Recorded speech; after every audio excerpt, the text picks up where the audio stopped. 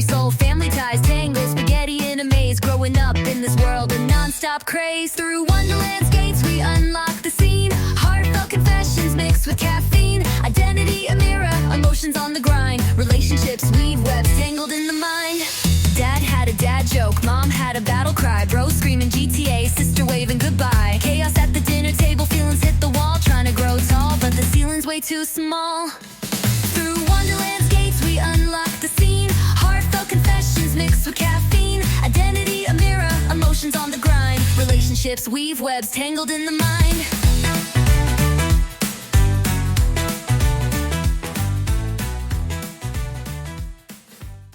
I'm late for a very important date. No time to say hello, goodbye. I'm late. Frantic cry of the white rabbit, clutching his pocket watch as he rushes through Wonderland, convinced that he's already behind. Sound familiar? No, I'm overdue.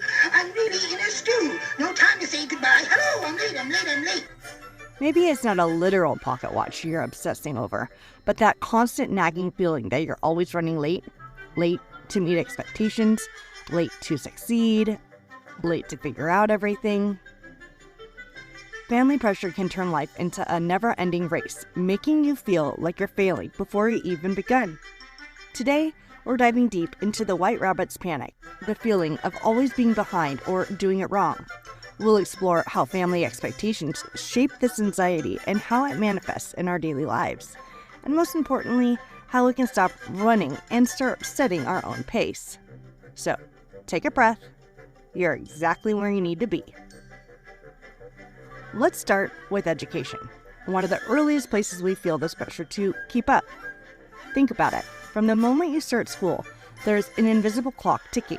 You're expected to hit a certain milestones at specific ages, reading fluently by a certain grade, excelling in math, getting into a good college, and if you struggle, if you don't learn at that same pace as your peers, the message is clear: you're behind. Maybe you were the kid who needed extra help in school. Maybe you switched majors in college, while everyone else seemed to have a perfect 5-year plan.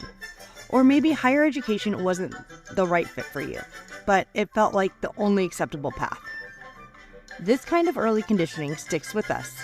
It teaches us that there's a right way to succeed and a wrong way, and if we don't follow the expected timeline, we're failing. But here's the reality. Learning isn't linear. Growth isn't a race.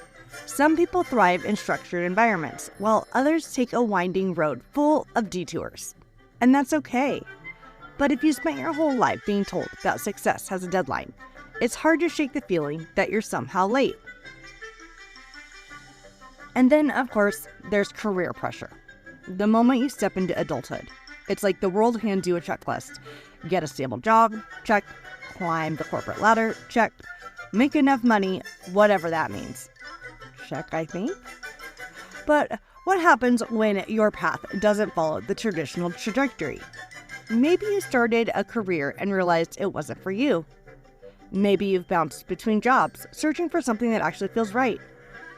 Maybe you took time off for mental health, caregiving, or just living. But now, you feel like you're scrambling to catch up. Sound familiar? The truth is, careers aren't linear either. Some people find their calling early. Others take years to figure out what truly fulfills them. Some thrive in 9-to-5 stability, while others carve their own unconventional paths. The problem isn't that people move at different paces. It's that we've been conditioned to believe that there's one right place, and if you're not meeting it, you're somehow failing. And then there's the pressure around relationships. This is where the white rabbit panic can hit especially hard. Maybe you felt it at family gatherings when somebody casually asks, "So are you seeing anyone?" Maybe it's the engagement announcements flooding your social media, or the subtle way people talk about marriage and kids as if they're just the next logical steps. If you're single, you might feel like you're running behind, like you should already have found your person. If you're in a relationship, you might feel pressured to be further along, engaged, married, planning for kids. And if you've consciously chosen a different path, the expectation still lingers in the background, whispering, "You're falling behind." But here's the thing. Relationships, just like everything else, don't follow a set timeline. Some people meet their person early. others much later. Some prioritize independence, some choose unconventional partnerships, and some never want marriage or children at all. But when the world around you keeps reinforcing a single version of success, it's easy to feel like you're somehow getting it wrong. And that brings us to the most personal aspect of it all, self-growth. Because the truth is, the pressure to keep up doesn't just affect external milestones. It seeps into how we see ourselves. I should be more confident by now. I should have healed from that by now. I should have figured out who I am by now. Sound familiar? It's easy to look at others and think they have it all together, like they've unlocked some secret to adulthood that you somehow missed. But what we don't see is their internal struggle, their self-doubt, their own white rabbit panic. So let me ask you, if you stripped away every expectation, every external timeline, what would your pace actually look like? What if you weren't actually late at all? What if you were just on your path? Let's dive a little deeper into these scenarios. The truth is, families can unknowingly create an environment that feels more like a pressure cooker than a safe space. And while it's clear that they want what's best for you, their version of best often comes with a very specific blueprint, and it's not always the one that aligns with your path. Let's start with the overachiever standard. This scenario is all too familiar for many people. You've got an older sibling who seems to have it all together, straight A's, career milestones, maybe even a family of their own. They're the golden child, the one everyone looks to as the benchmark for success. If you're the younger sibling, or even just the one who doesn't fit into that mold, it can feel like you're running a race that's already been won. No matter what you achieve, it's never enough. Your accomplishments are measured against their perfect track record, leaving you feeling like you can never catch up. The problem here isn't the success of the older sibling. It's the unspoken assumption that their success should be your template. Every time you fall short, you're reminded of where they are and where you should be. Even if you've carved out a unique path for yourself, there's still this feeling that your choices will always be judged against that ideal. It's like being handed a script you didn't write, but you're expected to perform it perfectly. Now let's look at the "what are you even doing" standard. This one hits it a little differently because it's not about comparing you to a sibling, it's more about comparing you to the rest of the world. It's the feeling of never quite fitting the mold of what's, quote, normal or, quote, acceptable. Maybe your parents ask questions like, "Still working at that job? Why haven't you settled down yet? Are you sure this is the right path for you?" And no matter how many times you explain your choices, you can't shake the feeling that they're questioning your decisions as if you should be doing something else. For those in this scenario, the love behind the comments can feel stifling. What's meant to be guidance or concern often feels like judgment, leaving you second-guessing your own decisions. It's exhausting because it's like you're constantly being asked to prove that your choices are valid, and you're never quite sure if you've done enough to satisfy the ever-evolving expectations. So how do we begin to navigate these kinds of family dynamics? How do we recognize when love is turning into pressure and when we can start separating the two? First, it's important to recognize that most family members have good intentions. They want to protect you, help you grow, and ensure that you're on a path that will lead to happiness and success. But their vision of success might not always match yours, and that's where the tension begins. The key is to start creating boundaries, both internal and external. Internally, remind yourself that your path doesn't have to mirror anyone else's. You can still succeed in your own way, even if it doesn't look like what your family or society might expect. External boundaries come from setting clear, respectful limits in family conversations. You can explain how you feel when your achievements or choices are questioned, and let your loved ones know that you're making decisions based on your own values and timelines, not theirs. It's not about cutting people off or pushing them away. It's about standing firm in your own sense of self-worth and helping your family understand that their love and encouragement don't have to come with pressure or judgment.